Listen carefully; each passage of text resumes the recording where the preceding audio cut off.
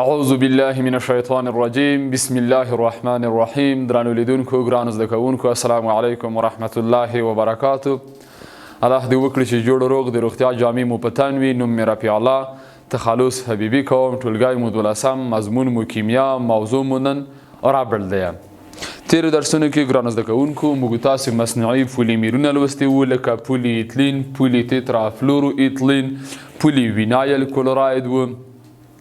د تیرو درسونو پر دوام نن ورځ موږ تاسو کومه موضوع چې ده هغه ایزوپرین یا رابړ دی. د درس څخه موخه مو د سیز او ترانس ایزوپرین پیژندل، د رابړ پیژندل دي. په کومو طریقو باندې لاسته راځي، چیرته ورڅخه ګټه اخیستل کیږي. رابړ ممکن تاسو د نامه سره آشنایي ولرئ، لیدلی مو وي په ورځنیو چارو کې. رابړ په ترانسپورتي وسایلو کې ډیره ورڅخه ګټه اخیستل کیږي.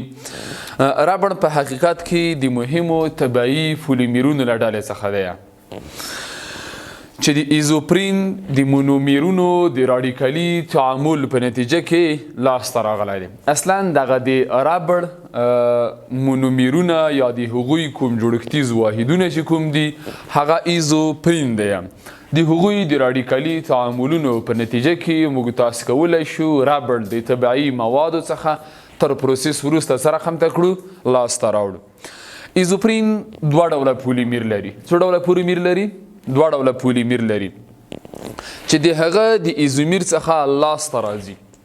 خپله دغه ایزوپرین چې کوم دی دوه ډوله پولیمیر جوړولی شي چې د هغې د ایزومیرونو څخه بیا موږ تاسې کولی شو رابړ سره خمته کړو، لاسته راوړو. یو یې سیز ایزوپرین دی او بل چې دی هغه یې ترانس ایزوپرین دی. لکه په لاندې مثالونو کې یا په لاندې شکلونو کې تاسو متوجه شئ ګرانو زده کوونکو تختې ته. دغه ایزوپرین چې کوم دی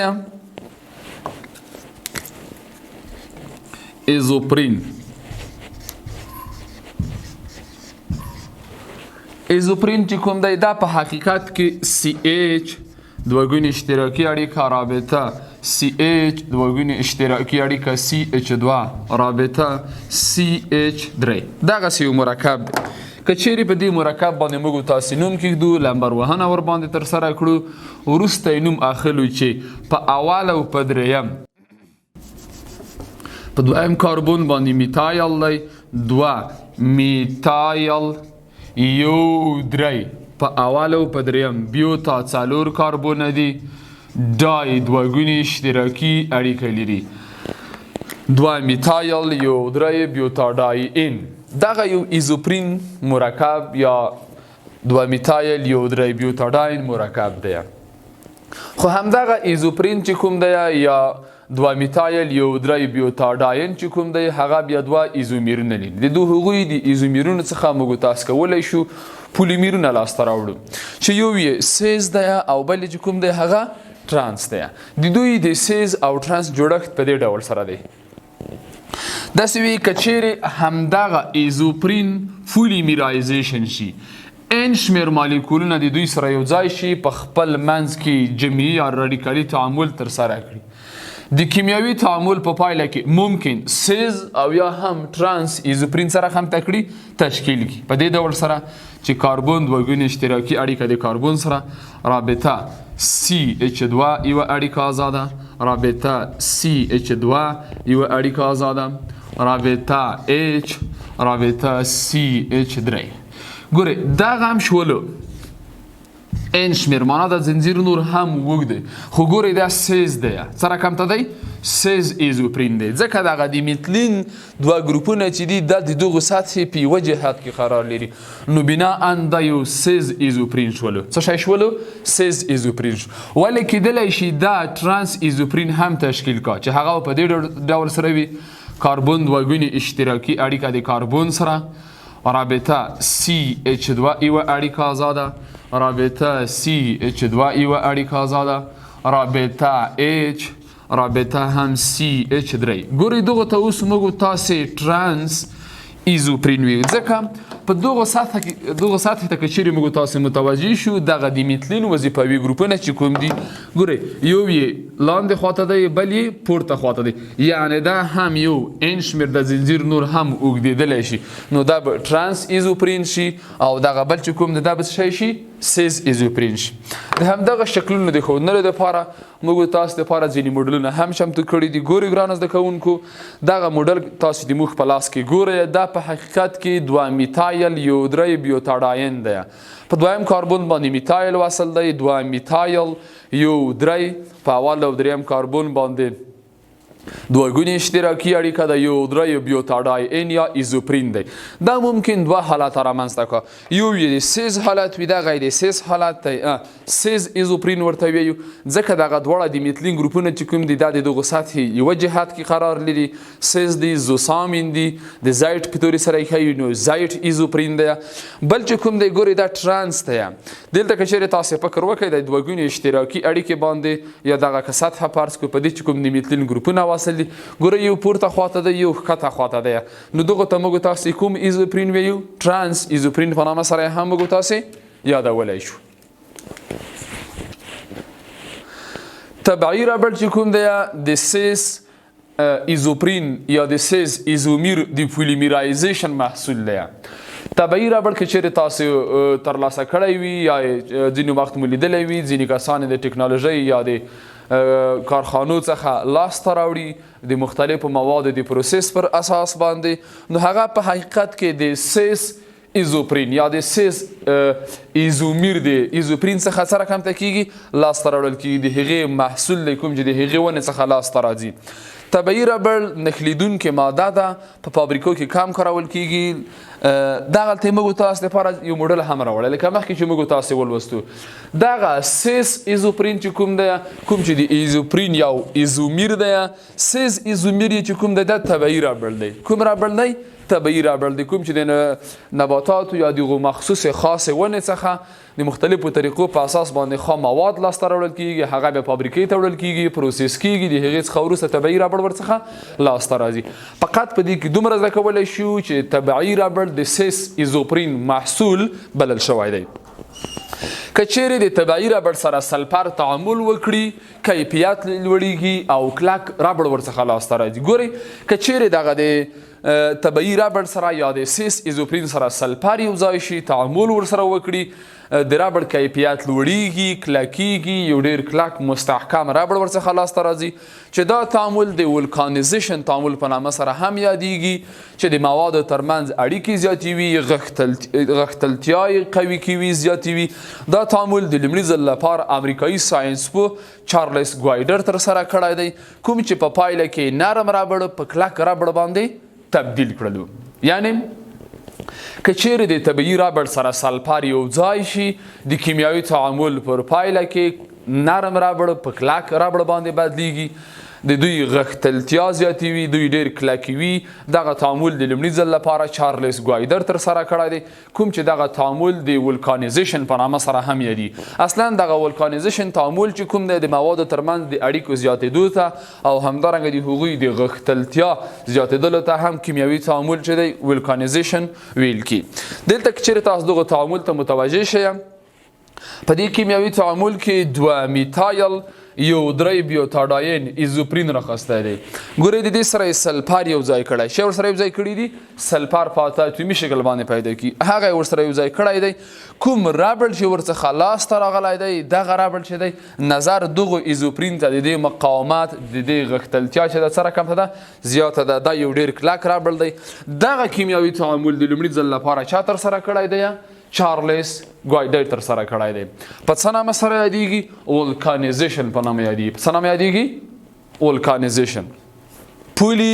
بیوتاډاین ربړ دا مصنوعي ربړ د لومړي ځل لپاره آلماني ساینسپوه کارل زاګلر د بیوتاډاین د پولیمیرایزیشن څخه لاسته راوړه یعنی که چیرې بیوتاډاین مرکب پولیمیرایزیشن شي د کیمیاوي تعامل په پایله کې پولی بیوتاډاین مصنوعي ربړ ورڅخه لاسته راځي او دغه ربړ چې کوم دی د بی یو ان ای په مرسته ښودل کیږي چې بی یو د بیوتاډاین او ان ای د سودیم استازولي یا نمایندګي کوي. په تعامل کې د کتالیست په توګه باندې ورڅخه ګټه اخیستل کیږي.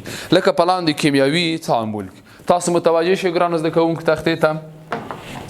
که چیرې موږ تاسې بیوتاډاین راواخله CH2 دوه اشتراکي اړیکه CH رابطه CH دوه اشتراکي اړیکه CH2. دغه مرکب که چیرې موږ تاسې ورته وګورو په اول دویم دریم څلورم کاربونو نمبر وهنه وکړو نو دوه اشتراکي اړیکه چې کومه ده هغه په اول او دریم ده یو درې بیوتاډاین مرکب شو. که چیرې دغه بیوتاډاین مرکب پولیمیرایزیشن شي ان شمیر مالیکولونه د دوی په خپل منځ کې جمعي تعامل ترسره کړي او سودیم د کتالیست په توګه باندې رول ولوبوي نو د کیمیاوي تعامل په پایله کې جوړوي چې CH2 یوه اړیکه آزاده رابطه CH رابطه CH دوه اشتراکي اړیکه CH رابطه CH2 رابطه CH2 رابطه CH دوه اشتراکي اړیکه CH یو اړیکه هم آزاده.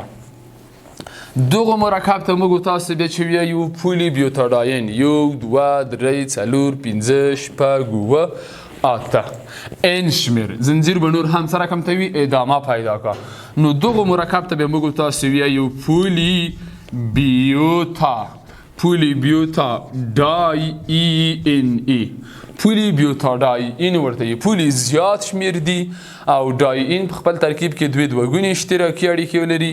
همدغه پولیمیر چې کوم دی د بي یو ان ای په تورو سره هم ښودل کیږي.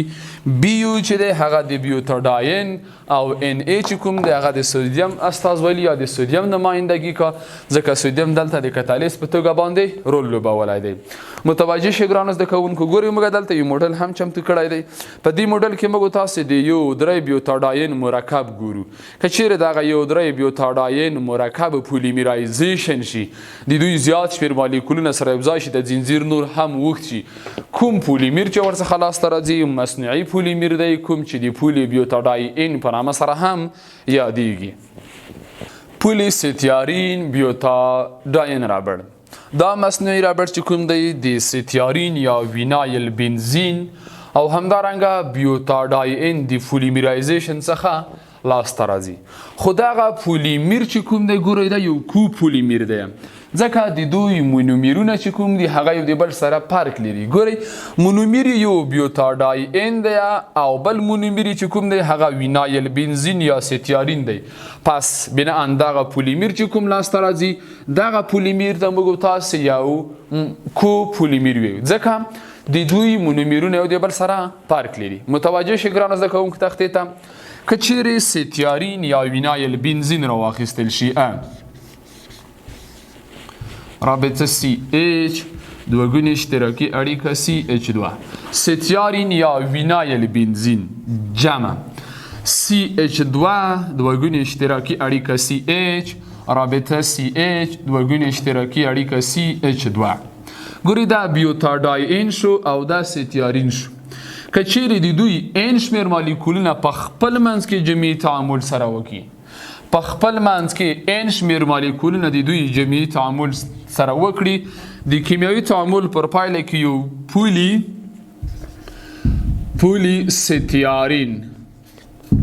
پولی ستیارین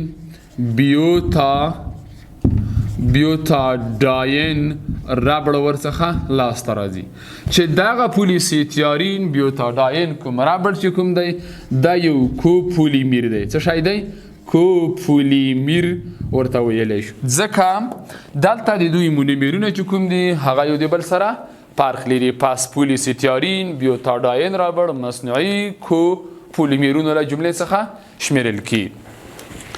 بل کوم رابر چې دی ګرانو زده کوونکو هغه د نیوپرین رابر دی. دا هم مصنوعي رابر دی کوم چې د دوه کلورو بیوتاډاین یا کلوروپرین د پولیمرایزیشن څخه لاسته راځي.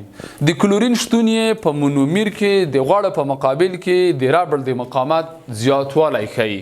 لکه په لاندې کیمیاوي تعامل کې ګورئ دلته یو کیمیاوي تعامل موږ لیکلی دی 2 کلورو بیوتاډاین دی.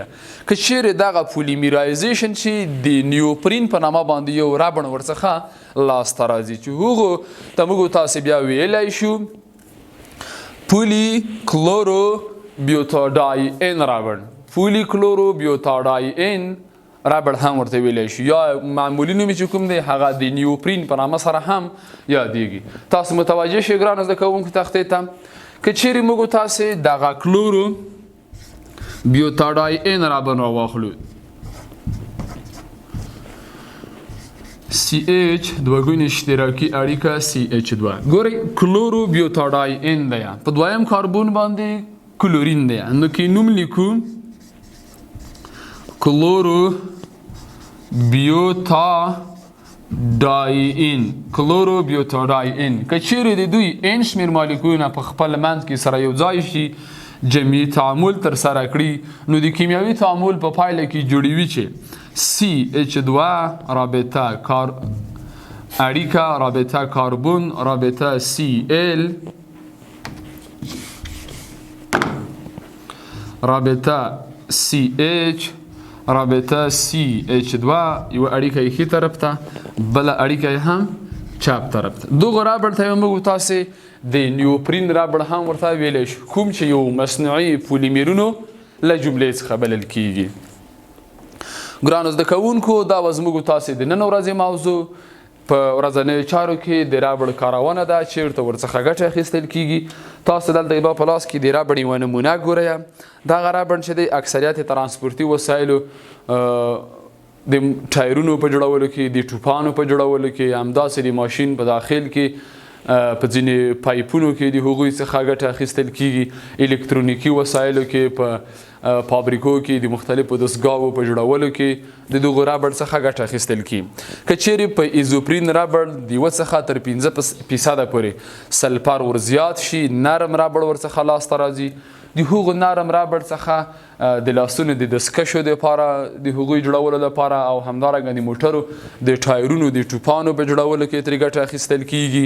او که د سلفر اندازه 30% شي نو بیا د موټرونو د ټایرو په جوړولو کې ترې ګټه اخیستل کیږي. یو څه مقاومت یې زیاتیږي یو څه کلکیږي یا کوم رابړ چې وي هغه به ډېر کلک وي ډېر به شاخ وي.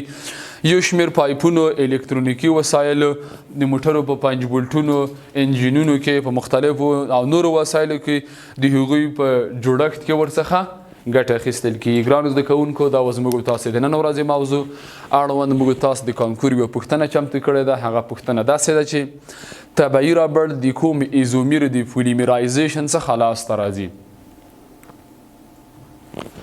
This ایزومیر د پولیمرایزیشن څخه لاسته راځي. کورنۍ دنده مو دوې پوښتنې هره پوښتنه 4 ځوابه لري. سم ځواب یې په نښه کړئ. اوله پوښتنه که چیرې کلوروپرین پولیمرایزیشن شي کوم لاندې پولیمیر ورڅخه لاسته راځي. دویمه پوښتنه د پولی بیوتاډاین رابړ په کوم لاندې فورمول سره ښودل کیږي. 4 ځوابه لري. سم ځواب به یې په نښه کړئ. ګرانو زده کوونکو دا زموږ تاسې د نن ورځې موضوع تر بیا چې زه ستاسو په درنه چوپړ کې حاضرېږم تاسې په لوی او بښونکي الله سپارمه.